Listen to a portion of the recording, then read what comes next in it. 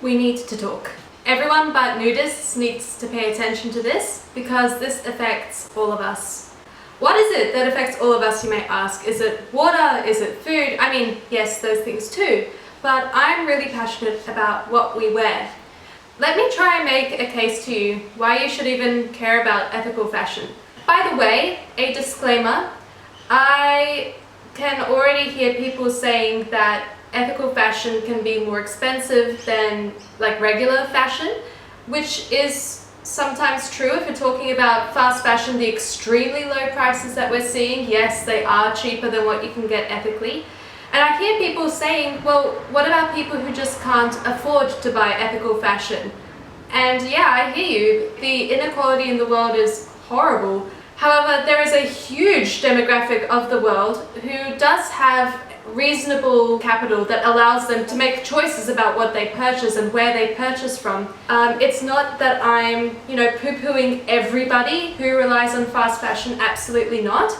In fact, I'm really passionate about advocating for equality and for ethically made fashion to be the norm. Let's not forget that the people who make fast fashion garments are also victims of inequality. It's not just these clothes sort of appear cheaper, they're cheap for a reason. So, your average t-shirt that you get from a fast fashion brand is very cheap.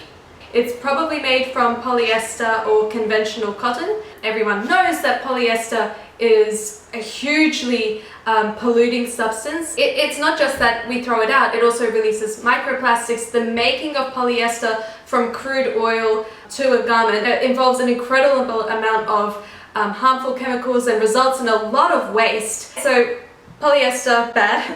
And then conventional cotton, even though it's a natural fiber, there are lots of problems with cotton. Cotton is thirsty, it requires an incredible amount of water, and when conventional cotton is grown, it uses pesticides which degrade the soil to such a level that they result in really horrible situations of like entire communities who relied on growing cotton for their income suddenly ending up mass unemployed because their soil can't grow cotton anymore. So that's the average construct of your t-shirt. So the average like environmental impact is not good.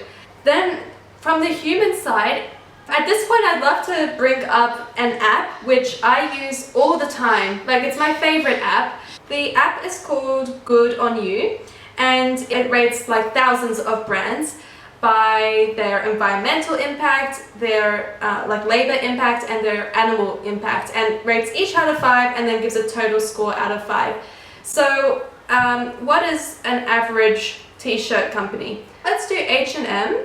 Its labor rating from Good On You it's a start, right? Almost none of its supply chain is certified by labor standards which ensure worker health and safety, living wages, or other labor rights.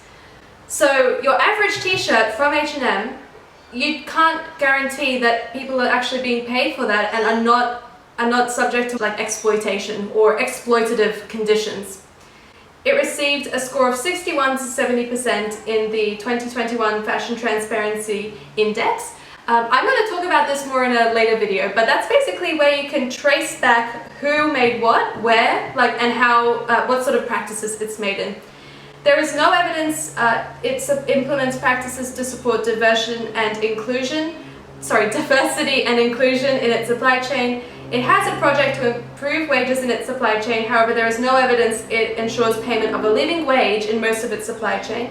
It discloses some of its policies to protect suppliers and workers in its supply chain from the impacts of COVID-19. What has that got to do with you as the consumer?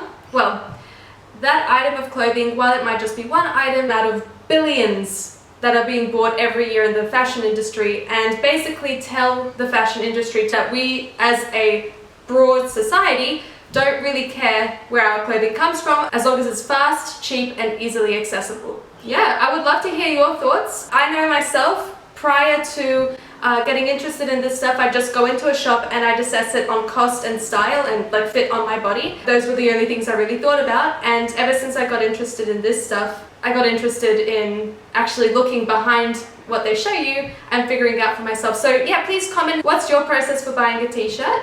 and I will see you next time. Please subscribe. Okay, see you later.